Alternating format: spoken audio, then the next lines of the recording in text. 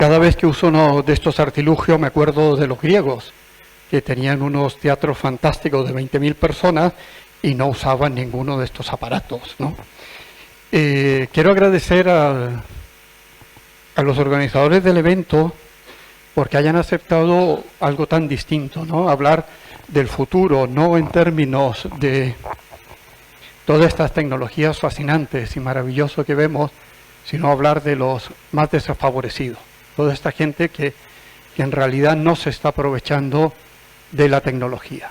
Y lo que vengo a plantear aquí es un cambio en la mirada que tenemos sobre el problema de los tugurios. La ciudad nace en una urgencia del vivir, nos dice Aristóteles. Es una necesidad que tenemos los seres humanos de ubicarnos, de sentarnos en un asentamiento para poder sobrevivir. Pero agrega algo muy interesante, pero subsiste para el bien vivir. Esto es una idea que todos los griegos tenían y que se ha transmitido en la ciudad, en la historia. La ciudad es probablemente el mayor logro que tenemos como humanidad. Ha sido el lugar de la cultura, el lugar del conocimiento. Sin la ciudad, esta universidad no habría sido posible. Ni todos estos elementos de las esperanzas de vida, de la calidad de vida, todas estas cosas maravillosas son frutos en gran medida de la ciudad. Pero todas las ciudades no son iguales. Tenemos unas ciudades prósperas, ricas como las nuestras, que nos ofrecen seguridad, equipamiento, sanidad, cultura, laboratorios, investigación, pero sin embargo tenemos, bajando en la escala de la ciudad, si podemos hablar así, una gran parte, una gran cantidad de ciudades que no tienen nada de esto, ni mucho menos. Ciudades donde el sobrevivir es la lucha cotidiana. Si vemos un mapa de los tugurios, esto que también podemos llamar barrios marginales, ranchitos, barrios chabolistas, poblaciones, campamentos y un largo etcétera, salvo las zonas en gris, excepto Argelia, que no hay datos, que tienen unos tugurios entre un 3 y un 6%, que es el caso de Europa, que sigue siendo muy alto, pero hay países, todo lo que están en negro, rojo, naranjo y los amarillos, donde vivir en un ambiente normal, en una ciudad normal, es un privilegio muy difícil de alcanzar. No es que haya tugurio, es que hay tugurios donde hay una parte donde la gente vive bien. Pero ¿qué es un tugurio? ¿Qué es realmente estos barrios marginales? ¿Qué son? Todos tenemos una idea de ello, pero cuando intentamos cuantificarlos, cuando intentamos saber de qué estamos hablando, es bueno buscar algunos valores.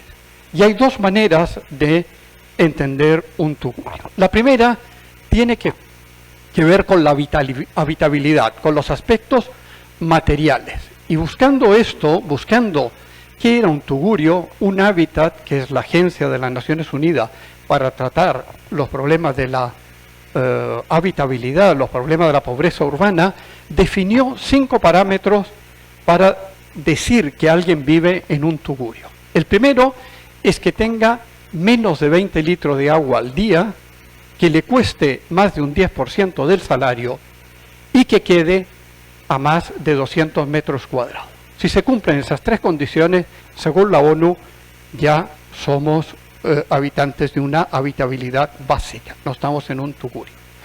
Para que os hagáis una idea, nosotros gastamos sobre 100 litros al día por persona y en Madrid, como total, gastamos 320 litros por persona.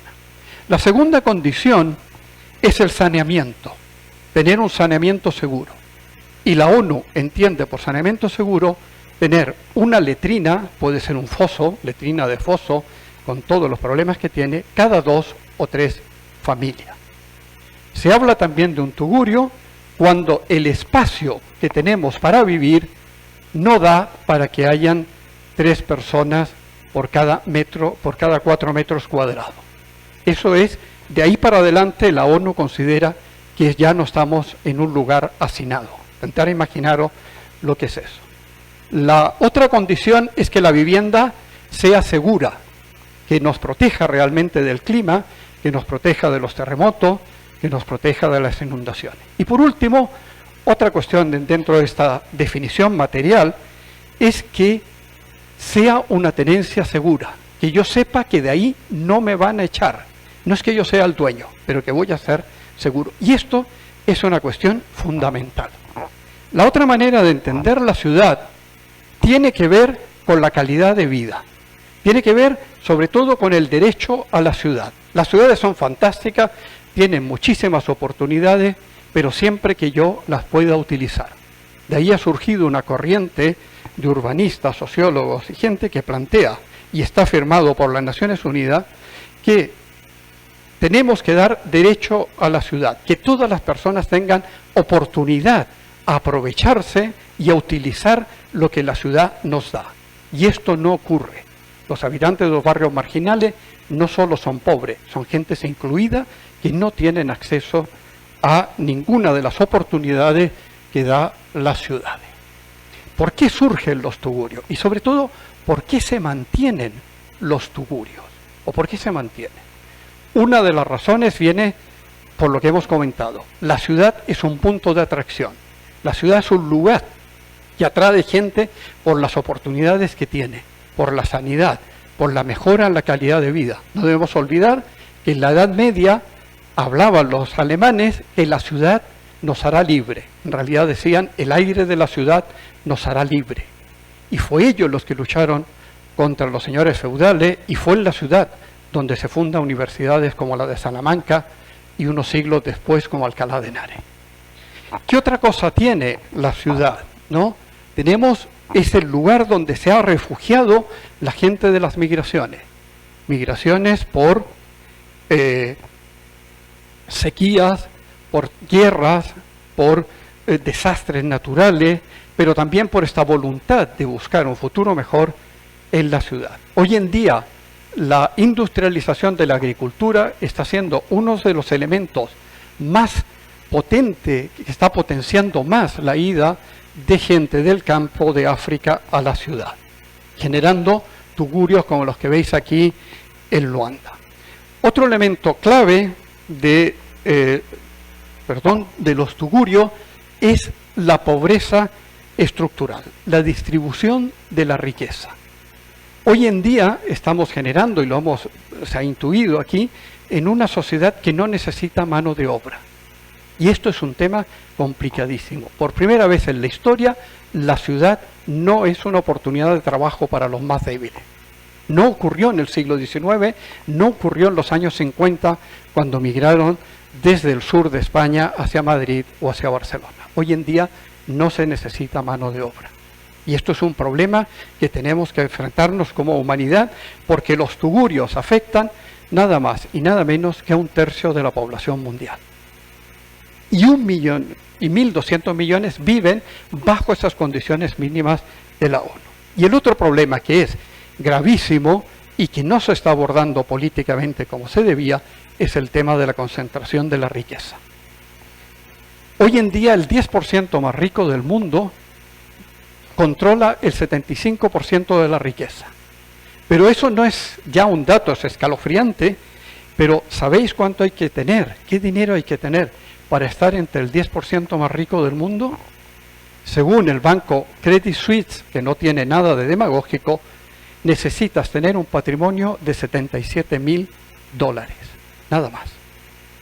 Es decir, que probablemente todos nosotros que tengamos una propiedad ya estamos entre el 10% más rico del mundo. No de España, pero sí del mundo.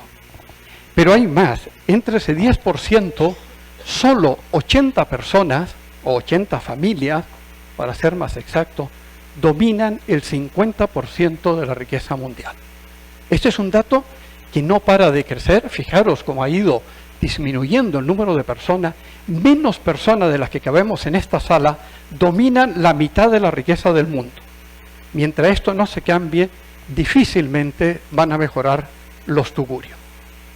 Pero es que ese 50% que queda, este es un dato del Banco Mundial, en el mundo tenemos un 50% de la población mundial que vive con menos de $2 al día. Además, como decía José Mujica, el presidente de Uruguay, el abandonar la pobreza, el lograr que los pobres dejen de serlo, es algo que nos beneficia a todos. Va a inyectar muchísima economía en el sistema. ¿Cómo se ha intervenido? ¿Cómo se ha hecho históricamente para resolver el problema de estas pésimas condiciones de habitabilidad de tanta gente en el mundo? Lo primero es entendiendo a los tugurios como un problema.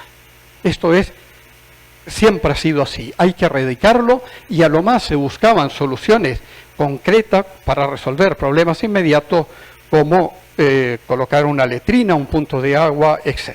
La otra manera es construir viviendas, que haya empresas que construyen vivienda, donde desplazamos a la gente de los tugurios y en realidad estas viviendas que no tienen nada que ver con las características de las culturas locales terminan siendo campos de vivienda. Pero también se han creado nuevas ciudades. Esto es lo que está ocurriendo en África. Traemos el caso de Angola, que es donde más hemos trabajado, pero todo África está construyendo nuevas ciudades como esta para erradicar los tugurios. Son pan para hoy, hambre para mañana. Esto no son ciudades. No tienen una voluntad, no hay identidad, no hay estructuras de trabajo. Los equipamientos se ponen a posteriori. ¿Y qué sucede? Se transforman en guetos, se transforman en lugares de marginación y generan más problemas de los que intentan resolver. En Latinoamérica se habla del problema de los contechos, el problema de aquella gente que ahora tiene techo pero en lugares inadecuados. En Madrid, los barrios de tipología especial, que fueron estos que veis aquí, que fueron construidos para erradicar la pobreza de los gitanos, han terminado siendo destruidos en menos de 10 años. Una inversión del Estado enorme que terminó destruida. Y lo que está ocurriendo en Francia con las banlieues nos advierten que el problema de los tugurios no es erradicar a la gente y colocarlos en vivienda nuevas, por buenas que sean. Lo que proponemos es que hay que intervenir en los tugurios. Hay que aprovechar esa capacidad que tienen de formar. Ahí vive gente, se han construido vivienda.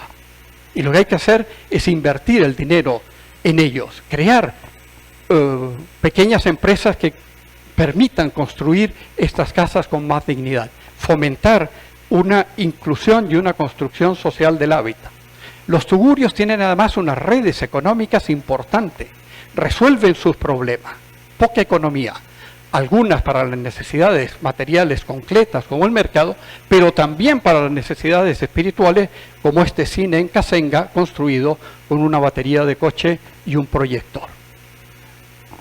Y por último, los tugurios tienen redes de apoyo mutuo, organizaciones sociales que se disuelven, se rompen cuando se construyen estas nuevas ciudades, que hay que potenciar, que hay que transformar en organizaciones políticas en el buen sentido de la palabra, en organizaciones que les permitan construir una construcción social del hábitat. Va a ser imposible que demos viviendas formales en el mercado formal para 1/3 de la población mundial. Y hay que cambiar la mirada, hay que empezar a invertir en ellos mismos, invertir recursos, invertir personas e invertir sobre todo en formación. Hay ejemplos que funcionan. Esto que veis aquí es un programa de ocupación dirigida en Trujillo. Hace 10 años atrás, 15 años atrás, era el lugar que veis al lado. Hoy en día ya empieza a ser una ciudad.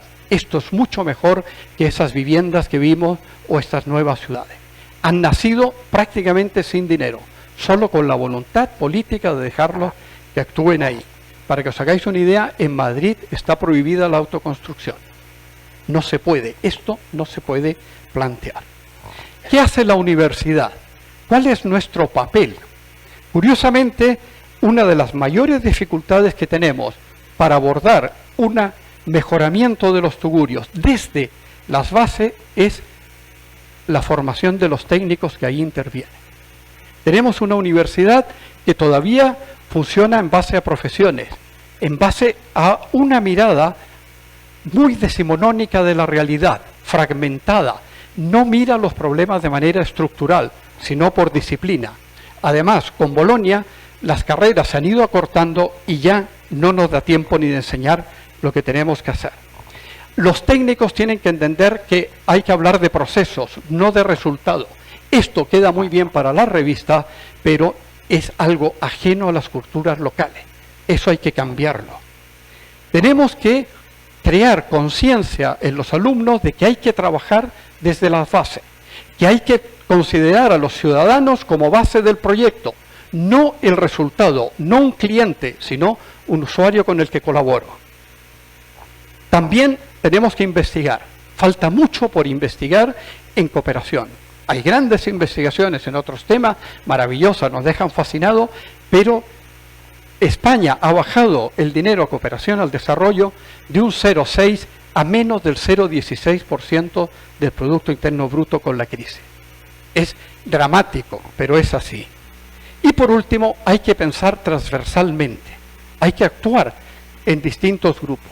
Nosotros acabamos de crear un grupo de investigación entre gente de distintos departamentos, porque creemos que hay que intervenir e investigar desde distintos lugares. Hay arquitectos, geógrafos, médicos, educadores, gente de biología, que estamos intentando ver esto desde una manera transversal. Hay que invertir en los tugurios, pero también tenemos que invertir nuestra manera de verlos desde la propia universidad. Muchas gracias.